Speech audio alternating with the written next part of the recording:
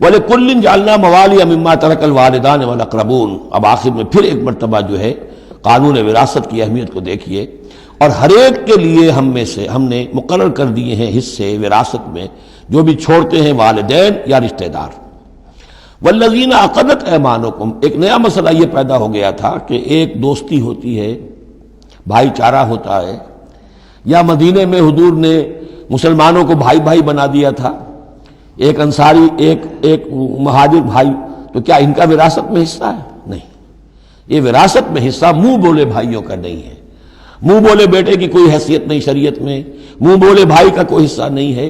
ہاں اپنی زندگی میں تم نے والذین عقدت ایمانکم، جن کے ساتھ تمہارا کوئی معاہدہ ہوا ہے، کوئی دوستی ہوئی ہے، فآتوہم نصیبہم، انہیں ان کا حصہ دے دیا کرو، یعنی اپنی زندگی میں ان کے ساتھ جو بھلائی کرنا چاہو، کوئی ہبہ کرنا چاہو اپنی وراثت میں سے بھی، اپنی وراثت میں سے وصیت کرنا چاہو، یہ کر سکتے ہو، لیکن جو کہ قانون وراثت میں طے ہو گیا ہے، لا وصیت لوارث، پھر وارث کے لیے کوئی وصیت بھی نہیں، اور وہ یہ کہ بہرحال وراثت میں حقدار کوئی اور نہیں ہوگا سوائے اس کے کہ جس کو اللہ نے مقرر کر دیا ہے۔ ان اللہ کان علی کل شیء شہیدا، یقیناً اللہ تعالی ہر چیز پر گواہ ہے۔ اب آئی ہے وہ آیت، اصل میں کانٹے دار آیت جو ہے، جو عورتوں کے حلق سے بہت مشکل سے اترتی ہے، کانٹا بن کر اٹک جاتی ہے۔ الرجال قوامون علی النساء، یہ تمہید تھی ساری، ایک سورہ بقرہ میں تمہید آ چکی تھی، علیہن لہن مثل الذی علیہن بالمعروف وللرجال علیہن درجہ، یہ کہہ کے بات چھوڑ دی۔ آگے آئے لا تتمنوا ما فضل اللہ بعضهم علی بعض، اور مزید اس کے لیے ذہنی جو ہے تیاری کر دی۔ اب آ رہی ہے وہ چیز جو چبھنے والی چیز ہے۔ الرجال قوامون علی النساء، مرد عورتوں پر حاکم ہے، یہ میں ترجمہ زور دے کر رہا ہوں۔ یہ قامہ جو ہے، قامہ جب علا کے ساتھ آئے گا تو کچھ اور معنی ہوں گے، قامہ بے کے ساتھ آئے گا کچھ اور معنی ہوں گے۔ قامہ بے کسی شے کو قائم کرنا، کونوا قوامین بالقسط، اسی سورہ مبارکہ میں یہ آیت آ جائے گی، کونوا قوامین بالقسط، عدل کو قائم کرنے والے بن کر کھڑے ہو جاؤ۔ قامہ علا، کسی کے اوپر سر پر مسلط ہونا، یہ ہے گویا کہ ایک درجہ حاکمیت ہے۔ گھر کے ادارے میں حاکم ہونے کی حیثیت مرد کو حاصل ہے۔ سربراہ خاندان جو ہے وہ مرد ہے، عورت نہیں ہے۔ عورت کو بہرحال اس کے ساتھ ایک وزیر کی حیثیت سے کام کرنا ہے، یہ ہے اس کا اصل رول۔ اسی لیے میں بیان کر چکا ہوں کہ وہ جو نسیان کا معاملہ تھا، اللہ تعالیٰ نے اس کے اندر چونکہ یہ سیکنڈ رول پلے کرنا ہے اسے یقیناً اس کے جذبات کو تو زیادہ ٹھیس پہنچنے کا امکان رہے گا۔ آدمی کو، ہر انسان، مرد بھی چاہتا ہے میری بات چلے، عورت چاہتی ہے میری بات چلے۔ اب آخر کار کس کی بات چلے گی؟ یا تو دونوں کسی طریقے سے کسی مسئلے میں متفق ہو جائیں، اور عورت جو ہے بیوی اپنے شوہر کو دلیل سے، اپیل سے جس طرح قائل کر لے تو معاملہ ٹھیک ہو گیا۔ اب اگر نہیں ہو رہا معاملہ تو اب کس کی رائے چلے گی؟ مرد کی رائے چلے گی۔ تو کس کو اس سے ایک صدمہ پہنچے گا؟ عورت کو پہنچے گا۔ لیکن اس صدمے کا ہی جو ہے انفلوئنس، اس کو کم کرنے کے لیے سیفٹی والو، نسیان کا مادہ اللہ تعالیٰ نے عورت میں زیادہ رکھ دیا۔ اسی لیے پھر اس قانون شہادت کے اندر ایک مرد کی جگہ 2 عورتوں کو وہاں پر اس کا نصاب رکھا گیا۔ الرجال قوامون علی النساء بما فضل اللہ بعضهم علی بعض۔ اب یہ دوسری بات ہے کہ اگر وہ شوہر حاکم ہو کر ظلم کرتا ہے، ان کے حق ادا نہیں کرتا ہے، تو اللہ کے ہاں بڑی سخت پکڑ ہوگی، یہ تو دوسری بات ہے بالکل۔ لیکن یہ کہ جو قانون ہے اسلام کا وہ یہی ہے کہ یہ اختیار دیا گیا، اب آپ اس اختیار کا غلط استعمال کر رہے ہیں، آپ اس کو ظلم کا ذریعہ بنا رہے ہیں، تو اس کی سزا اللہ تعالیٰ کے ہاں آپ کو مل جائے گی۔ بما فضل اللہ بعضهم علی بعض، بسبب اس فضیلت کے جو اللہ نے بعض کو بعض پر دی ہے، وبما انفقوا من اموالہم، اور بسبب اس کے کہ جو وہ خرچ کرتے ہیں اپنے مال۔ اب دیکھیے یہ خرچ کرنے کا معاملہ اسلام میں شادی سے شروع ہو گیا۔ شادی مرد کی بھی ضرورت ہے، عورت کی بھی ضرورت ہے، لیکن مرد مہر دیتا ہے، عورت مہر وصول کرتی ہے۔ تو جو خرچ کرنے والا ہے اب اس کی ایک حیثیت دوسری ہو گئی۔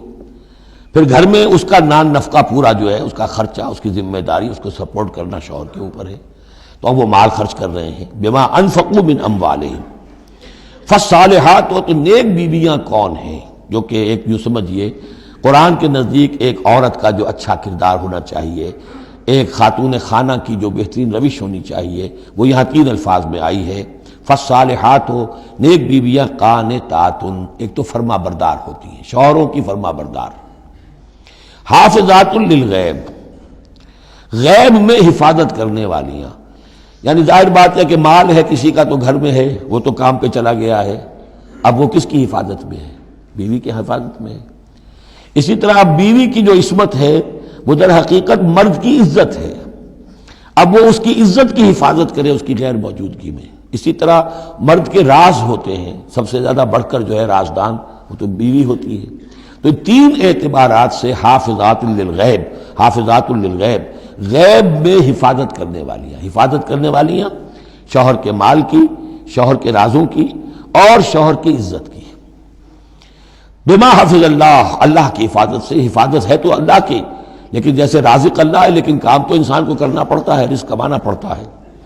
واللاتی تخافون نشوزہن، اور وہ خواتین کے جن کے بارے میں تمہیں اندیشہ ہو جائے ان کے اندر سرکشی کا، ضد ہے، ہٹ دھرمی ہے، بات نہیں مان رہی ہیں، اپنی بات منوانی ہے، کسی نہ کسی طریقے سے گھر کی فضا خراب کی ہوئی ہے، یہ ہے نشوز۔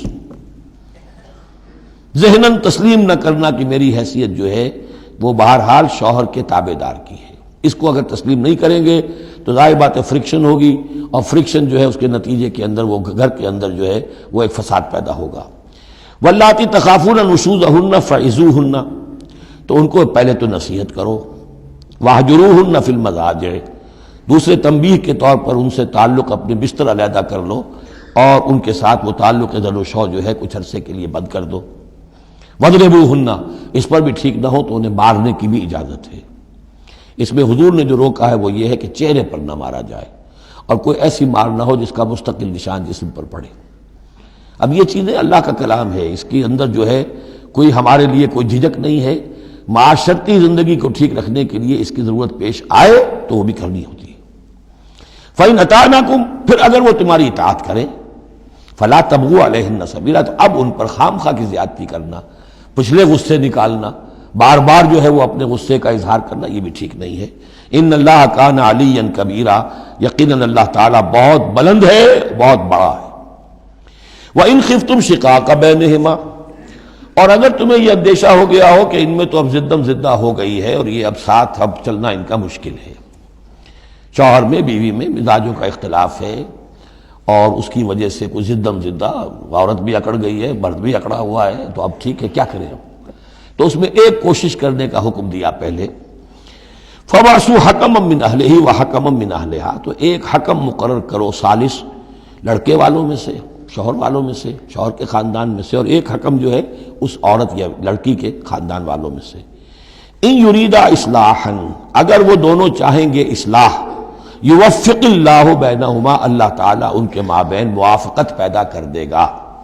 لیکن ان یریدا میں مراد دونوں ہو سکتے ہیں، یعنی ایک تو یہ کہ اگر واقعتاً شوہر اور بیوی جو ہے چاہتے ہیں کہ موافقت ہو جائے، ہوتا ایسا ہے کسی وقت جو ہے وہ نفسیاتی گرہ ایسی بن جاتی ہے کہ وہ بھی چاہتا ہے کہ معاملہ درست ہو جائے اور وہ بھی چاہتی ہے کہ درست ہو جائے، لیکن اب یہ کہ اب اس میں گرہ ایسی پڑ گئی ہے، مقطع میں آ پڑی ہے سکون دسترانہ بات کہ اب اس میں کسی طریقے سے مسئلہ حل نہیں ہو رہا، تو حکمین آ جائیں گے تو وہ بات کو گرہ کھولیں گے، ادھر سے کچھ سنیں گے، ادھر سے سنیں گے، کچھ اس کی وضاحت ہوگی، ادھر کی وضاحت ہوگی، تو ہو جائے گا۔